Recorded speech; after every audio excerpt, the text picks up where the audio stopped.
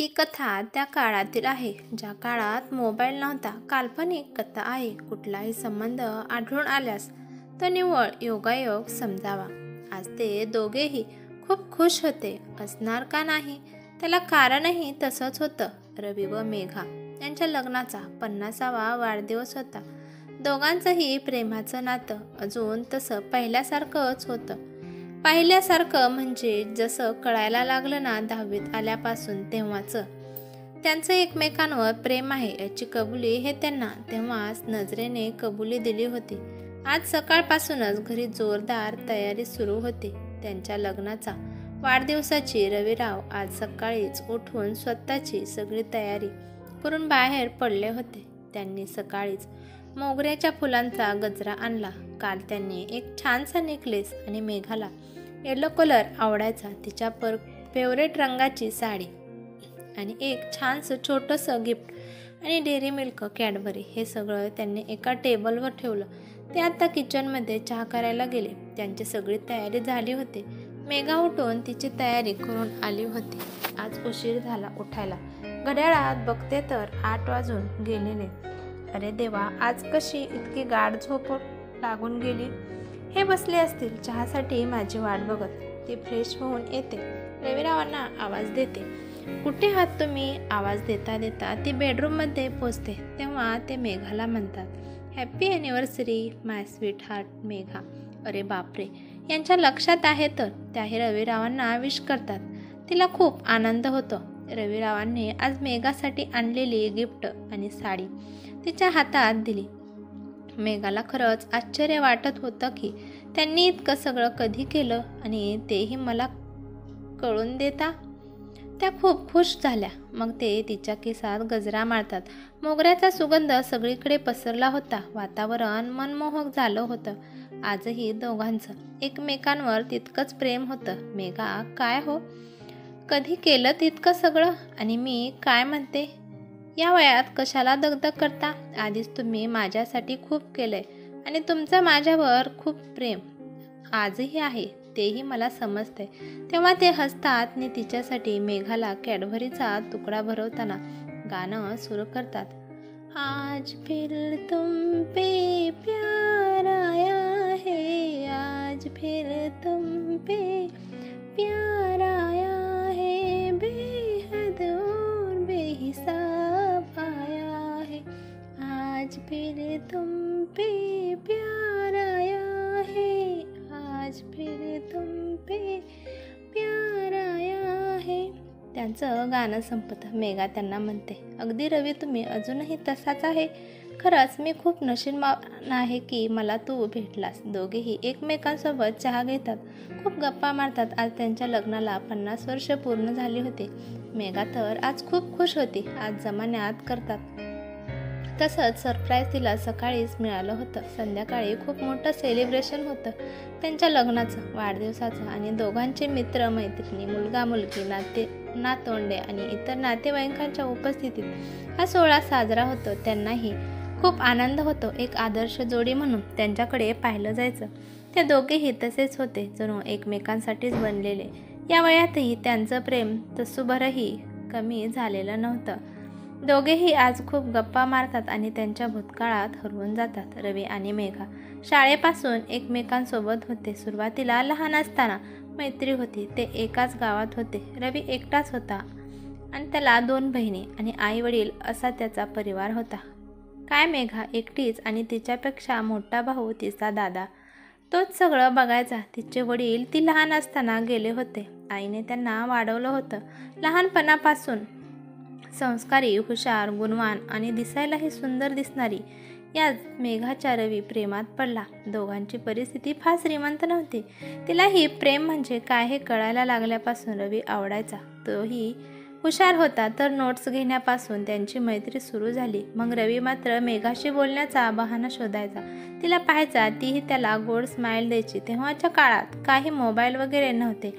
10वीचं वर्ष संपलं आणि कॉलेज लागल्यानंतर रवीने मेघाला प्रपोज केलं. तेही त्याची हिंमत होत नव्हती. पण मित्रांची सोबत आणि त्याचा मित्र सनी त्याला म्हणाला, त्या तू बोलून तर बघ तिच्याशी, नाहीतर कॉलेजही संपून जाईल, मग बस तसाच. तेव्हा त्याने हिंमत करून रवीने एकदा कॉलेज सुटल्यावर घाबरतच मेघाला थांब म्हटलं. तीही थांबली. तिला वाटलं काही नोट्सचं काम असेल किंवा पुस्तक वगैरे. तर रवीने सगळं काही बोलायचं ठरवलेलं, पण हिंमतच झाली नाही त्याची.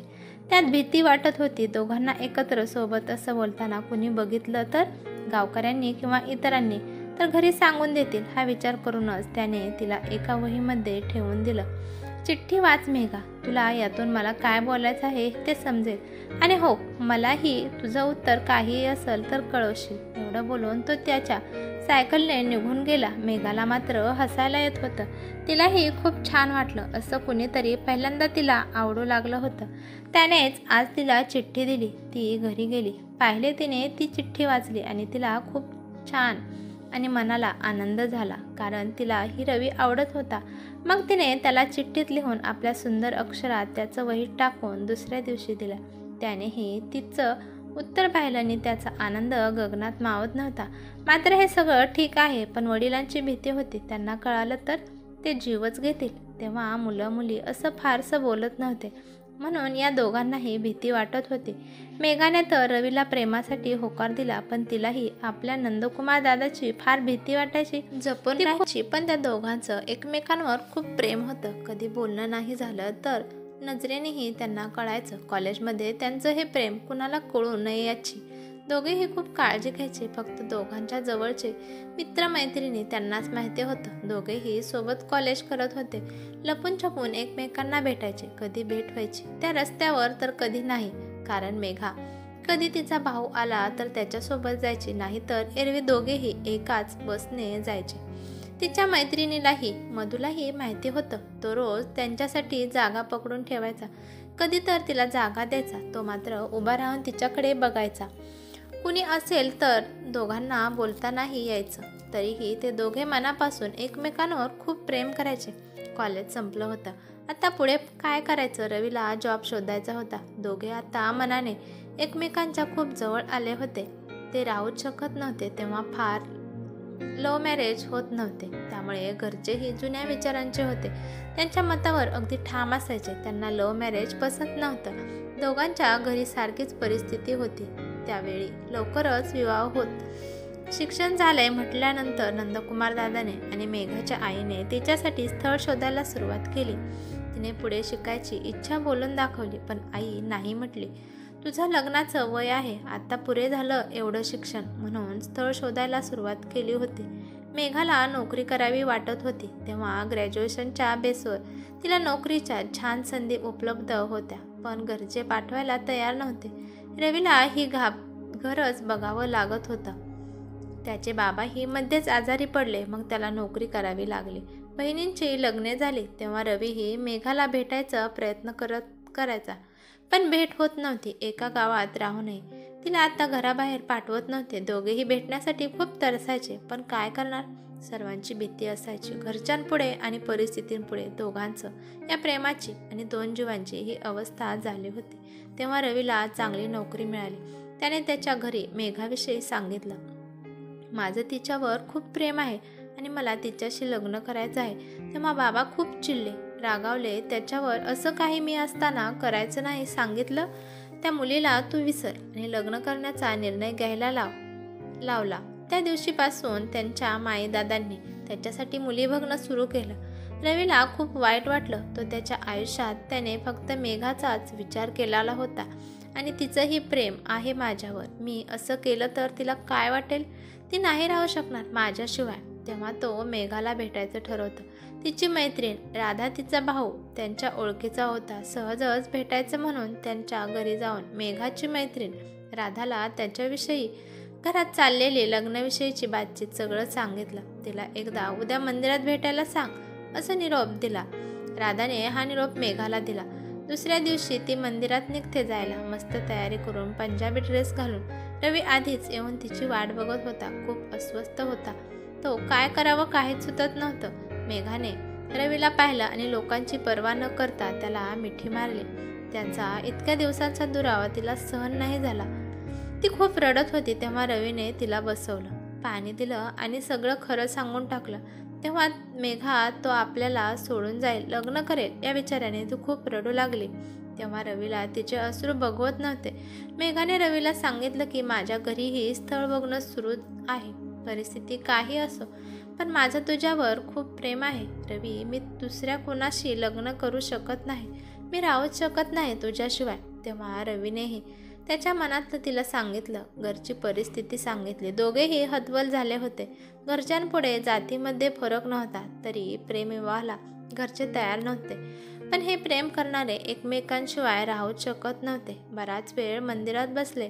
मेघा घरी गेली. तिच्या आईला सगळं समजलं होतं. तेव्हा आईने तिला खूप मारलं आणि तिचा दादाही तिला खूप बोलला. तिला ते लोक दुसऱ्या दिवशीपासून कुठेही जाऊ देत नव्हते. आज तिच्यासाठी एक मुलगा बघायला येणार होता. तिला काय करावं काहीच सुचेना. मैत्रिणीला तिने हे सगळं रवीला कळवायला लावलं. त्याला हे समजल्यावर खूप वाईट वाटलं. आता सगळं संपलंय असं वाटू लागलं. मेघाने तिच्या दादाला सगळं सांगितलं, पण त्यामुळे नातेवाईक आणि लोक काय म्हणतील, आपल्याला नावं ठेवतील. त्या मुलाचा विचार करणं सोड आणि उद्या येणाऱ्या मुलाशी लग्न कर. उद्या येतीलच ते, मग बाकीचं बघू असं म्हणून तो निघून गेला. मग मेघा तिच्या आईजवळ खूप रडली आणि तिला हे सगळं सांगितलं. आई तरी काय करणार बिचारी. तिच्या भावाच्या हातात होतं सगळं. काही सगळे निर्णय तोच घ्यायचा. त्या दिवशी रवीला कळाल्यानंतर तो आणि त्याचा मित्र सनी तिच्या घरी आले. सनीने त्या दोघांच्या बाजूने बोलला. विचार कर, रवी गरीब असला तरी तो खूप पुढे जाईल आणि त्याला नोकरी मिळाली आहे. तुमच्या मुलीला तो अगदी सुखात ठेवेल सांगितलं. रवीही तिच्या आईच्या पाया पडत होता. सगळं समजावून सांगत होता, पण आईला कळत होतं. रवीच्या डोळ्यात बघून पण करणार काय. नातेवाईक नावे ठेवतील म्हणून त्यांनी त्या दोघांना पाठवून दिलं. मेघा मात्र रडत होती. खोलीत बसून ती तिथून निघून जाणाऱ्या रवीकडे एकटक बघत होती. शेवटी तो घरी आला. विचार करत बसला होता. त्याने मेघाला समजावून सांगायचं, त्या मुलाशी लग्न कर आणि सुखाने संसार कर असं रडत त्याने एका चिठ्ठीवर लिहिलं आणि ते आपल्या बॅगेत टाकलं. दुसऱ्या दिवशी तिला शेवटचं भेटायचं एकदा ठरवतो आणि झोपून जातो. मेघा मात्र रात्रभर जागे राहून विचार करत होती. तिचं रवीवर खूप प्रेम होतं म्हणून, पण आज तिला हरल्यासारखं वाटत होतं. खूप रडत होती ती. तिने जेवण नाही केलं. आईला तिच्याकडे बघून मनाला खूप वाईट वाटत होतं. आईने तिला समजावलं. प्रेमाने आणि मायेने जवळ घेऊन हेच सांगितलं की तो मुलगा चांगला आहे, तो तुला सुखात ठेवू शकतो, पण मला माफ कर, मी काही करू शकत नाही. आणि तीही रडू लागली. मेघाला आईची अवस्था कळत होती. तिला रात्री झोप लागून गेली. तिचा भाऊ रात्री आला. त्याचंही मेघावर खूप प्रेम होतं. तिला कधीच त्याने रडवलं नाही. आज त्याला वाईट वाटत होतं, कारण त्याचंही एका मुलीवर प्रेम होतं. पण त्याने आज स्वतःच्या बहिणीला समजून घेतलं नाही. नुसतं बोलून दाखवलं. तर त्याने तिला बाहेर जायचं बंद केलं. मेघा त्याच्यासाठी खूप लाडकी आणि जीव की प्राण होते. दुसऱ्या दिवशी आज मेघाला बघायला पाहुणे येणार होते. नंदकुमार मेघाला बोलवायला जातो, पण ती त्याला काहीच बोलत नाही. सरळ जवळ असलेल्या नदीवर मैत्रिणीसोबत कपडे धुण्यासाठी गेले. नंदकुमार मेघाला दुःखी पाहू शकत नव्हता. तो रवीची बोलायचं आणि कुणी काही म्हटलं तर तिच्या बाजूने उभं राहायचं ठरवतो. आज तो त्याच्या मैत्रिणीला कुसुमलाही लग्नाचा होकार देऊन टाकतो आणि तिला बहिणीचं लग्न झालं की आपण करू असे सांगून तो घरी येतो. मेघा बराच वेळ झालं आलीच नव्हती. मेघाला नदीत पुढे जाताना पाण्याचा अंदाज नाही येत. ती पाण्यात बुडते. सर्व मैत्रिणी ओरडतात, आवाज देतात, लोक धावत येतात. रवीला समजतं तो तिथेच त्याच्या मित्रांसोबत बसला होता. तेव्हा तो पळतच सुटतो आणि सगळे तिचा लगेच त्वरित शोध घेतात. रवी तिला बाहेर काढतो. खूप गर्दी जमलेली असते. ती थोडी बेशुद्ध झालेली असते. तिच्या घरी बातमी समजते आणि आई आणि भाऊ धावत घरी येतात. तेव्हा सगळे तिला उठवत होते, पण ती उठतच नव्हती. वयस्कर आणि जाणकार मंडळी पुढे आली होती. रवी खूप रडत होता. तो तिच्याजवळ होता. घरचेही होते. तेव्हा थोड्या वेळाने ती शुद्धीवर आली. आईने देवाचे आभार मानले. तिच्या भावाला आज त्या दोघांचं प्रेम समजलं होतं, कारण त्याचंही एका मुलीवर प्रेम होतं. तिच्या भावाचा एका क्षणासाठी श्वास थांबला होता. मेघाला असं पाहून मग त्यानेच रवीशी बोलून मेघाचं लग्न रवीसोबत करून दिलं. पण रवीच्या घरच्यांनी तिला घरात घेतलं नाही. पण रवीने तिची साथ सोडली नाही कधीच. तिचा एकदा धरलेला हात घट्ट धरून ठेवला होता, तो आयुष्यभर न सोडण्यासाठी. रवीला घरच्यांनी काढून दिलं आणि रवी आणि मेघा दोघेही दुसरीकडे रेंटने घर घेऊन राहू लागले. दोघांनी खूप कष्ट केले. नंतर त्यांच्या घरच्यांनी तिला आपलंसं केलं. तिने सर्वांची मने जिंकून घेतली. मेघा खूप खुश होती रवीसोबत. तीही नोकरी करू लागली. परिस्थिती सुधारली. पुढे त्यांना 2 मुले झाली, एक मुलगा आणि दुसरी मुलगी. दोघांनाही त्यांनी खूप शिकवलं, स्वतःच्या पायावर उभं केलं. दोघांनी काटकसरीने संसार केला. त्यांनी दोघांनी खूप संकटे आली, पण सोबतीने त्याचा सामना केला. दोघांचंही एकमेकांवर असलेलं प्रेम तसंच टिकून होतं. नेहमी समजून घ्यायचे एकमेकांना. भांडणे त्वरकचितच व्हायची. फार वेळ ते एकमेकांशिवाय राहू शकत नव्हते. आज त्यांच्या घरात त्यांचा मुलगा, सून आणि मुलगी, जावई आणि नातवंडे अशी त्यांची फॅमिली होती. दोघांना अजूनही ते सोबत आहेत हे खूप छान वाटत होतं. आज इतकी वर्ष होऊनही त्यांचं प्रेम तसंच टिकून होतं. त्यांना सगळे चिडवायचे, हसवायचे, इतके दोघे पण छान वागायचे. उलट आता उतार वयात तर एकमेकांचा आधार होते, खूप काळजी घ्यायची. दोघांनी मिळून संसार केला. आजही त्यांचं प्रेम तसंच टिकून आहे. खरं प्रेम म्हणजे शेवटपर्यंत एकमेकांना साथ देणे आणि एकमेकांची काळजी घेणे होय. खरं प्रेम नातं कितीही वर्षापासून आहे त्यापेक्षा तुमच्यात किती भावना गुंतलेल्या आहेत हे महत्त्वाचं आहे. तो काळच वेगळा होता. प्रेम करणारे शेवटपर्यंत साथ द्यायचे आणि लग्न नाही झालं तर आपल्या प्रेमाचा त्याग करणे आणि एकमेकांना त्यांच्या आयुष्यात सुखी पाहणे हे पण प्रेमच होतं. रेशीमबंध ही कथा तुम्हाला कशी वाटली ते मला कमेंट करून नक्की सांगा. अशाच नवनवीन कथा ऐकण्यासाठी चॅनलवरती नवीन असाल तर चॅनलला सबस्क्राईब करा. धन्यवाद.